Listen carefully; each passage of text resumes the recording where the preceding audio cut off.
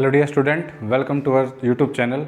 आज हम डिस्कस करेंगे CSA नेट मैथमेटिक्स 2020 30 नवंबर को जो रियल एनालिसिस में क्वेश्चन आए हुए हैं पार्ट बी के, वो सब हम डिस्कस करेंगे इस लेक्चर में। Okay, so the first question is of limit n tend to infinity n+1 n+2 and up to so on n+n the whole raise to power 1 by n upon n। ठीक है, इसकी value क्या होगी? The first option is equal to e/4, in second option is 4/e, in third option is equal to e, and fourth option is does not exist. So for this, ठीक है, come to the solution part. We have given limit n tend to infinity, we can write this as n+1 into n+2 and up to so on n+n raise to power 1 by n। ठीक है, इसको मैंने n raise to power n और raise to power whole raise to power 1 by n लिख लिया। It's n to n cancel, it's again n, so we write this. For this using formula limit n tend to infinity an raise to power 1 by n is equal to limit n tend to infinity an+1 upon an if it is finite. ठीक है, ये हमारे पास अगर finitely exist करती है, ठीक है, तो ये जो लिमिट है ये इसके बराबर हो जाती है। So from here the value of an is n+1 into n+2 and up to so on n+n upon n। So this is the value of n raise to power n। So this is the value of an। ठीक है, जो 1/n के जो base में है वो an का काम करेगा। सो फ्रॉम हेयर an+1, ठीक है, replacing with n+1, so the starting from n+1 n+2 n+3 and up to so on, यहाँ पे क्या हो जाएगा हमारे पास n+1 प्लस n+1, तो यहाँ से हमारे पास क्या हो जाएगा 2n+2। ठीक है, तो ये हमारे पास हो जाएगा 2n+2, और यहाँ से देखो, यहाँ से n+2 n+3, यहाँ पे 2n+1 2n+2 है, तो इससे पहले वाली टर्म क्या होगी 2n+1, तो इससे पहले वाली टर्म क्या होगी 2n, उसको मैं n+n लिख सकता हूँ। ठीक है, क्लियर है, n+n 2n 2n+1 2n+2 upon नीचे हमारे पास क्या आएगा n+1 raise to power n+1। Now computing this limit, ठीक है, limit n tend to infinity an+1 upon an। Now taking the value of an+1 and an+1 की value आएगी हमारे पास n+2 into n+3 and up to so on n+n into 2n+1 into 2n+2 upon नीचे value क्या है हमारे पास n+1 raise to power n+1 और यहाँ से हमारे पास an की वैल्यू क्या आएगी, इसका रेसिप्रोकल हो जाएगा, तो ये हमारे पास इसका रेसिप्रोकल क्या होगा n raise to power n ऊपर। ठीक है, और नीचे हमारे पास क्या आ जाएगा n+1, ठीक है, into n+2 into and up to so on n+n, ये हमारे पास वैल्यू हो जाएगी an+1 अपॉन an। ठीक है, तो अब हमारे पास क्या होगा, यहाँ से n+2 से और n+n ये कैंसिल आउट, n+2 n+3 ये कैंसिल आउट। ठीक है, और क्या होगा यहाँ से ये बचे limit n tend to infinity, तो limit n tend to infinity, यहाँ से और क्या ले सकते हैं हम, यहाँ से ये कैंसिल आउट, ऊपर बचेगा 2n+1 और यहाँ से अगर मैं 2 कॉमन ले लूँ तो ये बच गया हमारे पास n+1। ठीक है, नीचे हमारे पास n+1 raise to power n into n+1 अलग से लिख सकता हूँ। यहाँ से हमारे पास क्या हो जाएगा n raise to power n upon n+1, ये बचेगा यहाँ से। ठीक है, फिर एक हमारे पास क्या आ जाएगा, इस n+1 से ये n+1 कैंसिल, इसकी पावर n है, इसकी पावर n है, तो इस पूरे को मैं रेज टू पावर n लिख सकता हूँ। Limit n tend to infinity 2 into 2n+1 upon, मैं इसको लिख सकता हूँ n+1, ये तो अलग लिख दिया, और यहाँ से n upon n+1 raise to power n, इसको मैंने अलग से लिख दिया। ठीक है, क्लियर है, और n किसको टेंड कर रहा है, इन्फिनिटी को टेंड कर रहा है। ठीक है, क्लियर है। So from here I can write it n+1 -1। Okay, तो ये हमारे पास हो जाएगा limit n tend to infinity two into यहाँ से 2n कॉमन ले लेते हैं, यहाँ से हो जाएगा 1/1 प्लस 2n, और यहाँ से हम n कॉमन ले लेते हैं, यहाँ से हो जाएगा 1/1 प्लस n। इस n प्लस 1 को इसके अपोन में करेंगे तो 1 हो जाएगा, -1/n प्लस 1, ठीक है, रेज टू पावर n। अब हम क्या करते हैं, लिमिट अलग अलग सेपरेट कर देते हैं। Limit n tend to infinity, n से n कैंसिल आउट यहाँ से, ठीक है, ये हो जाएगा 4 इंटू 1 प्लस 1/2n, ठीक है, अपॉन 1 प्लस 1/n, ये अलग कर दी लिमिट। और limit n tend to infinity 1 - 1/n plus 1 raise to power n। अब ये कितना हो जाएगा, 4 इंटू n इन्फिनिटी को टेंड करेगा तो 1 प्लस 0/1 प्लस 0 इंटू, ये हमारे पास शॉर्टकट फॉर्मूला है, इस ये हो जाएगा e raise to power minus limit n tend to infinity n/n plus 1, और यहाँ से n कॉमन लेंगे, ठीक है, तो ये हो जाएगा n into 1 plus 1/n, n से n कैंसल, ये हो जाएगा, तो ये जाएगा 4 into e raise to power minus n tend to infinity 1/1 0, 1/1 1, तो ये जाएगा 4/e, ठीक है। तो इस लिमिट का आंसर कितना आया है, 4/e। तो इसका जो करेक्ट आंसर बनेगा सेकंड, फर्स्ट नहीं होगा, थर्ड नहीं होगा, फोर्थ नहीं होगा। So the correct answer is option second. So the next question is, if s is equal to 1/2 minus 1/3 into 1 factorial plus 1/4 into 2 factorial minus 1/5 into 3 factorial and up to so on। सबसे पहले देखो ये alternative series है, ठीक है, उसके बाद ये बोलता है कि इसका सम किसके इक्वल होगा, ठीक है। इस टाइप का क्वेश्चन भी हम करते हैं, ये एग्जाम में आया हुआ है, तो इसको देखो कैसे करेंगे। s उसने दिया हुआ है, अगर मैं इसको समेशन की फॉर्म में लिखूं तो ये हमारे पास है -1 रेज टू पावर, ठीक है, n प्लस 1, ठीक है, यहाँ से n है तो यहाँ से एक एक्स्ट्रा, यहाँ से एक कम है, इंटू n - 1 फैक्टोरियल, और n को अगर मैं 1 से स्टार्ट करूँ तो ये 1 + 1 2 पॉजिटिव स्टार्ट है, तो यहाँ पे n + 1 हो जाएगा एंड अप टू इन्फिनिटी, ठीक है। अगर यहाँ पे मैं n को 1 रखूँगा तो -1 रेज टू पावर 2 प्लस 1 + 1 2, ठीक है, 1 - 1 0 का फैक्टोरियल 0, तो 1/2 फर्स्ट टर्म, ठीक है। फिर n को 2 रखूँगा यहाँ से तो -1 की पावर ओड -1, 2 रखा है तो 2 + 1 3, 2 - 1 1, 1 का फैक्टोरियल अप टू 100 ऐसे चलता चले जाएगा, ठीक है। अब ये हमारे पास हो गया। अब मैं इसको क्या करता हूँ, ये हमारे पास समेशन है, अगर मैं इसको n + 1 आगे है, n - 1 यहाँ पे है, अगर मैं इसको n से मल्टीप्लाई कर दूँ और n से डिवाइड कर दूँ, ठीक है, तो ये हमारे पास क्या हो जाएगा, इसको मैं ऐसे लिख सकता हूँ, this is equal to summation n is equal to 1 to infinity -1 raise to power n + 1 into n upon, ये हमारे पास क्या हो जाएगा यहाँ से n + 1, ठीक है, इंटू n, और या फिर इसको मैं ऐसे रखता हूँ n - 1 इंटू n और n + 1 फैक्टोरियल, ठीक है, क्लियर है।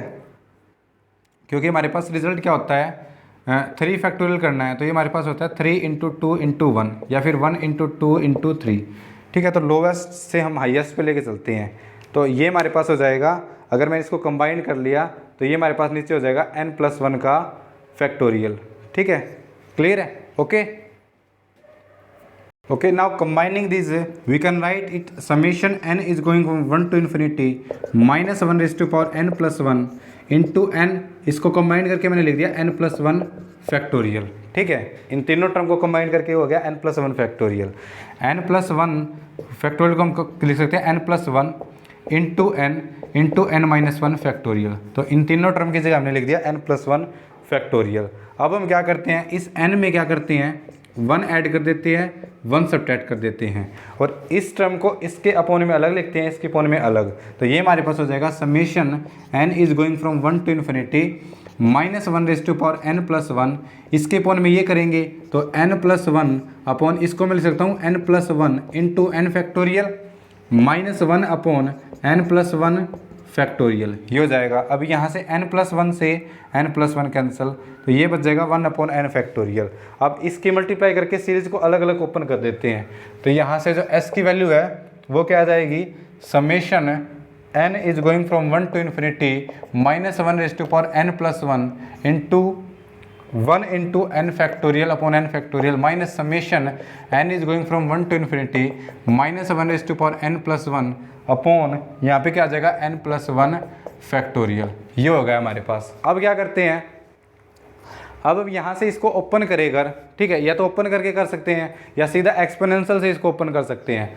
तो देखो s इज इक्वल टू, सबसे पहले इसको ओपन करें, n को 1 रखेंगे तो यहाँ से क्या हो जाएगा हमारे पास -1 की power 1 plus 1 2 plus 1 upon 1 factorial, तो ये हो जाएगा 1 माइनस 2 रखेंगे तो 2 प्लस 1 3 माइनस अपॉन 2 फैक्टोरियल, फिर हमारे पास हो जाएगा plus 1 upon 3 factorial minus 1 upon 4 factorial up to so on, ऐसा चलता चले जाएगा, ठीक है।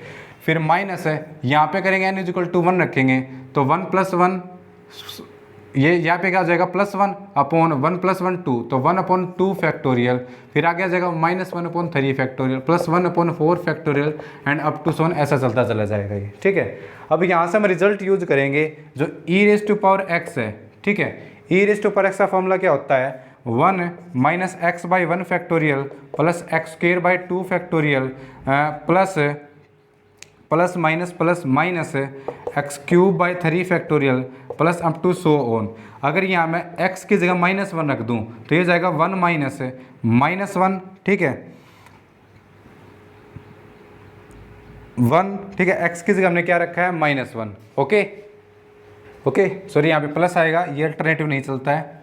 तो अब x की जगह -1 प्लस -1 का स्क्वायर 1 अपॉन 2 फैक्टोरियल -1 की power -3 factorial plus 1 upon 4 factorial and up to so on.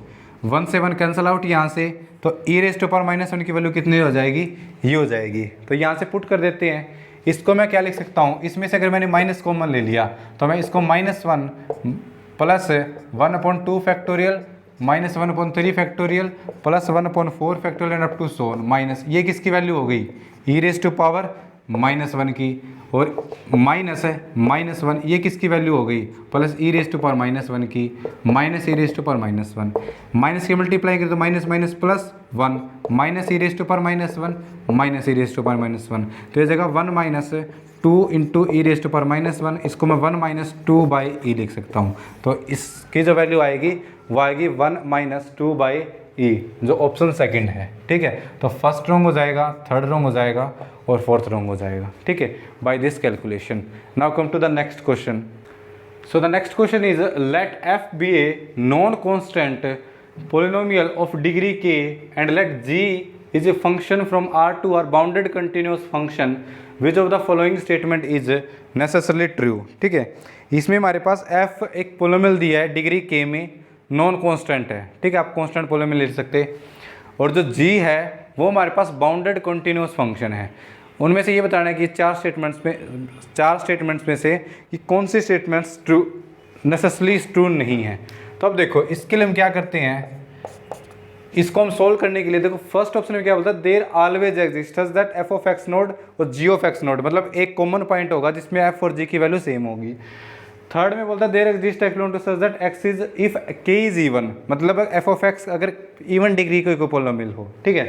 तो यहाँ से हमारे पास जो एफ ऑफ एक्स है वो क्या गिवन है, हमें एक पोलोमियल गिवन है, तो एफ ऑफ एक्स इस टाइप की पोलोमियल है A naught plus a1x and up to so on A K A rays to power के, ठीक है। के डिग्री में हमारे पास क्या है कि ये पोलोमियल गिवन है, ठीक है, के डिग्री पोलोमियल, और ये नॉन कांस्टेंट है, ठीक है। नॉन कांस्टेंट है तो मतलब एक ऐसा a1 या a1 से लेके ए के तक एक ऐसा कांस्टेंट है जो नॉन इक्वल टू 0 है। और जो जी हमारे पास फंक्शन है वो हमें R टू R दो चीज़ गिवन है, फर्स्ट क्या दिया हुआ है बाउंडेड, ठीक है, बाउंडेड होना चाहिए, प्लस और क्या होना चाहिए वो हमारे पास कॉन्टीन्यूअस, ठीक है। तो देखो फर्स्ट और थर्ड ऑप्शन के लिए, for first and third option वो बोलता है फर्स्ट में ऑलवेज एग्जिस्ट करेगा और थर्ड में अगर के हमारे पास इवन है, तो के अगर इवन है तो हम के को क्या ले लेते हैं, के को हम 2 ले लेते हैं, 2 डिग्री की पोलोमियल, तो या तो एफ ऑफ एक्स को आप एक्स स्क्वायर ले लो या एक्स स्क्वायर प्लस 1 ले लो या एक्स स्क्वायर प्लस 2 ले लो, पैराबोलिक टाइप ले लिया हमने, ठीक है। और जी एक्स है उसको कोई भी नेगेटिव, मान लो जी एक्स को -2 ले लिया बाउंडेड फंक्शन अभी कुछ कांस्टेंट है और कंटिन्यूस भी, every constant function is continuous. और अगर हम यहाँ से इसका ग्राफ प्लॉट करें यहाँ से, ठीक है, तो जो एफ ऑफ एक्स का ग्राफ है, मान लो एक्स स्क्वायर लिया हुआ है यहाँ से, तो एक्स स्क्वायर लिया हो तो इसका ग्राफ ये होगा हमारे पास पैराबोला, ठीक है। और जो this is the value of f of x, ठीक है, is equal to x square, 2 degree की पोलिनोमियल है, ठीक है, नॉन कांस्टेंट है, गिवन डाटा को सेटिस्फाई करते हैं। जी एक्स की वैल्यू क्या है -2, ठीक है, तो ये हमारे पास क्या आ जाएगा, जी एक्स इज इक्वल टू -2 है, ठीक है, तो ये हो जाएगा इसकी वैल्यू -2 यहाँ पे, ठीक है, this is the value of g x equal to -2, ठीक है। इस स्टेप को हम ये ले लेते हैं कि इसमें इसकी वैल्यू क्या है, -2 होगी। अब हमारे पास क्या है, ये जी एक्स है, ये एफ एफ एक्स है, इसमें हमारे पास एक भी पॉइंट कॉमन नहीं है, ठीक है, एक भी पॉइंट कॉमन नहीं है, तो यहाँ से हमारे पास क्या हो जाएगा, ठीक है, जी एक्स, आप इसको ऐसे बोल सकते हो y इज इक्वल टू -2। अब इसमें एक भी पॉइंट कॉमन नहीं है, लेकिन फर्स्ट ऑप्शन में बोलता है there always exist x naught belong to r such that f of x naught is equal to g of x naught. For this counter example first क्या हो जाएगा, रॉन्ग। थर्ड में बोलता है there exist x belong to r such that f of x naught is equal to g of x naught if k is even, ठीक है, तो ये हमारे पास k इवन है, लेकिन अभी भी हमारे पास ये इक्वल नहीं है, ठीक है, तो थर्ड ऑप्शन क्या हो जाएगा, रॉन्ग हो जाएगा। सेकंड से बोलता है there is no x naught belong to r such that f of x naught is equal to g of x naught, ठीक है। ऑप्शन सेकंड के लिए मैंने f ऑफ x को क्या ले लिया, x, ठीक है, ये ले ली, ठीक है, यानी y is equal to x, तो एक लाइन होगी हमारे पास, ये लाइन होगी, ठीक है, ये लाइन है f of x is equal to x के लिए, दिस इज y एक्सिस, ठीक है, दिस इज x एक्सिस। तो अब दूसरा पॉइंट जो g ऑफ x लेना है वो कंटिन्यूस प्लस बाउंडेड लेना है, तो gx को आप ले लो, 2 ले लो, ठीक है, तो यहाँ से आ जाएगा हमारे पास 2, G of x is equal to 2। अब ये पॉइंट हमारे पास क्या आ गया, कॉमन पॉइंट आ गया दोनों के लिए, ठीक है, ये पॉइंट क्या है हमारे पास, कॉमन पॉइंट है, ठीक है, यहाँ पे f of 2 is equal to g of 2, दोनों हमारे पास क्या है, बराबर है, ठीक है। लेकिन उसमें बोलता है there is no x naught belonging to r, तो एक्स नोड की वैल्यू क्या है, हम 2 ले लें for this function f of x which is a non constant polynomial of degree 1 and g of x is a constant function which is bounded and continuous.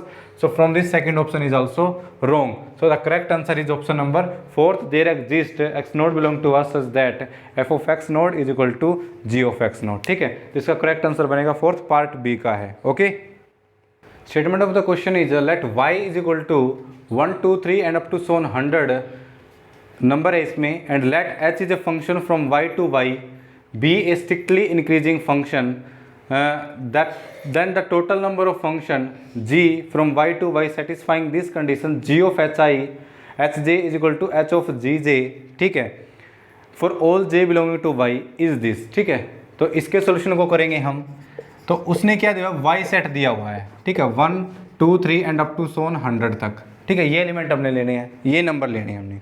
तो h हमारे पास क्या दिया हुआ है, y to y strictly increasing function दिया हुआ है, h y to y strictly increasing function है, तो इसके लिए हमने y को मान लिया let h is a identity function, ठीक है, आइडेंटिटी फंक्शन मान लिया, मतलब h ऑफ j है वो किसके इक्वल होगा, j के equal for all j belonging to y, ठीक है। फिर उसके बाद उसने क्या दिया था, the total number of function g such that y to y क्या सेटिस्फाई करे, g of H J is equal to H of G J, ठीक है।